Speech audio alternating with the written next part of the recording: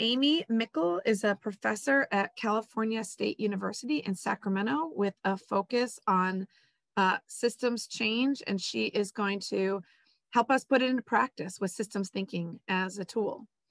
And Bani Banerjee is a professor and the director and founder of Stanford Change Labs, and another fascinating expert on systems change. And Bani is going to really ground our thinking as we move forward in this panel in his pioneering work in design thinking and systems-based innovation. So without further ado, why don't we go ahead and shift to Amy. Thank you, Amy. Thank you, Kellex. I really appreciate this opportunity to talk about systems thinking and change. I'll be covering topics in a guide I created after a Future Horizons roundtable last fall when I perceived a need for shared understanding of terms. When I ask people what comes to mind when you hear the word systems, I get very different responses. Those in business start talking about information technology systems. Those in medicine describe respiratory or cardiovascular systems. Fifth graders mention the solar system. Car mechanics discuss fuel and brake systems. Social workers emphasize family systems. Educators reference education systems. Those in landscape stewardship work, like many of you, talk about ecosystems. One of my main objectives today is to have us think about systems from a shared perspective by offering a common understanding around terms like systems, systems thinking, and systems change. For simplicity's sake, I categorize systems into three main classifications: biosphere, social, and technosphere. As you all know, biosphere systems are found on Earth, where life exists, and include terrestrial, ocean, and freshwater ecosystems. One of the key qualities of biosphere systems is that they are self-supporting and self-regulating. In other words, they're extremely good at recycling the material they are made of. Social systems are made up of human beings, such as families, communities, organizations, and societies. Social systems also have structural and cultural elements. Government, education, healthcare, and legal systems are examples of structural elements. Cultural elements encompass shared values, principles, and beliefs that shape acceptable norms of behavior and shape how structural elements are organized. Technosphere systems are ones that we as humans have constructed to meet our needs. Examples of technosphere systems include information technology systems, systems in our homes, such as our HVAC, transportation systems, freeways, cars, trains, railways, and any other systems metabolizing fossil fuels and other energy resources. In 2014, Peter Half defined technosphere systems as ones that appropriate resources for their own use. Unlike the biosphere, the technosphere is unable to recycle its own waste stream. Despite whether systems are classified as biosphere, social, or technosphere, all systems share three common characteristics. System units are interconnected. The units are interdependent, meaning that they affect each other and vice versa. And systems are dynamic in nature. They are fluid and they are nonlinear.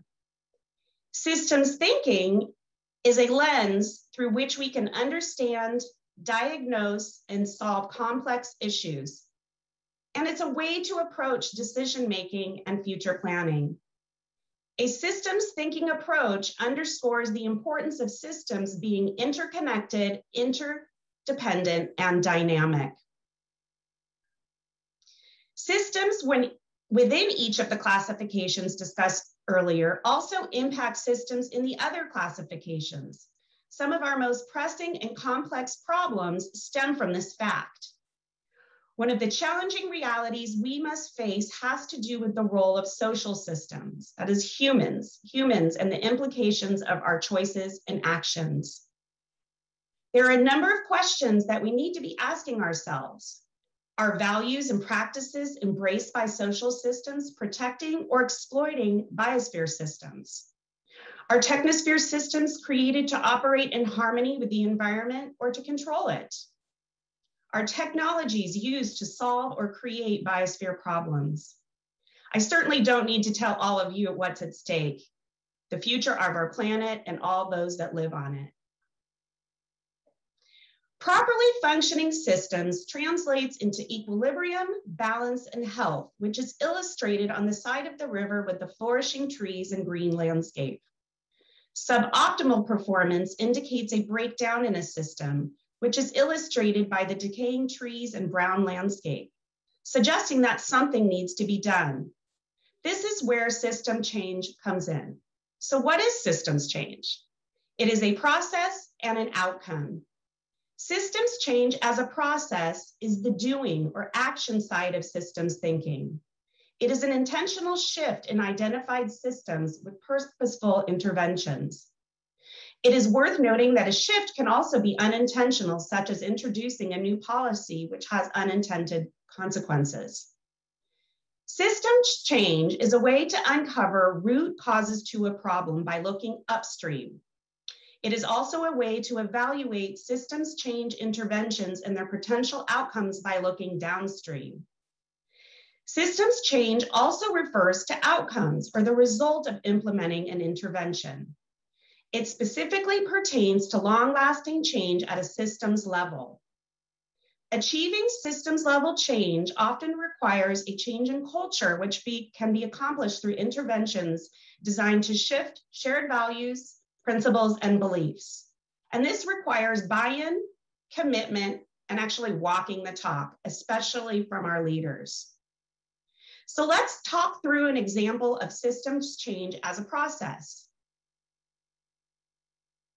I'm going to quickly highlight 10 steps to consider using the Cutting Green Tape initiative to illustrate how the California Landscape Stewardship Network's committed members, many of who are here with us today, put systems change into practice. A shared language was developed to describe the set of problems they observed. California's natural systems are being damaged or destroyed. Wildfires, historic drought, and sea level rise threaten plant and animal species along with human lives and livelihoods. To recover and bounce back from changing climate conditions and devastating events, large-scale restoration is needed to reestablish and rebuild altered natural systems. However, they found that this is difficult to do. Network members looked upstream to understand why this is difficult and explored the role we play in this and identified one of the structural elements of our social systems as one of the root causes. Current laws and regulations previously created to protect the environment. They found that many of these resulted in the unintended consequence of limiting pace, scale, and efficiency of environmental work. The question of what change is needed was explored. One of the most difficult aspects of systems change work is putting boundaries around systems and issues. Systems mapping is a tool that can be used to assist with this. Cutting Green Tape initiative was very effective in doing this. They knew they couldn't solve all the problems related to climate change, but they identified restrictive laws and regulations as an area they could tackle. Next, they identified, engaged, and collaborated with different partners, including many California state agencies, and they held 3 roundtables with approximately 150 participants. Some of you are here today. Out of these conversations, and by thinking long-term and looking downstream, many possible interventions were generated. The November 2020 Cutting Green Tape report and its recommendations is the outcome of this systems change process. This report highlights a series of interventions designed to improve regulatory processes and policies so restoration and stewardship work can occur more quickly, simply, and cost effectively, all in the name of ecosystem restoration and resiliency. Devising plans to evaluate systems level change are underway. One plan that I am aware of is to examine the role of cutting green tape as it pertains to a shift in the way collaborative landscape stewardship work is approached and using it through a more collaborative mindset. On a final note, I would like to extend my gratitude and appreciation to all of you actively engaged in the very important work of landscape stewardship and to those involved in the Cutting Green Tape initiative. I would like to extend my gratitude and appreciation to this roundtable team, to those behind the scenes making this spring forum possible, and all of the other roundtables, with a special shout out to my collaborating well team. I would like to end with this quote from the Buddha.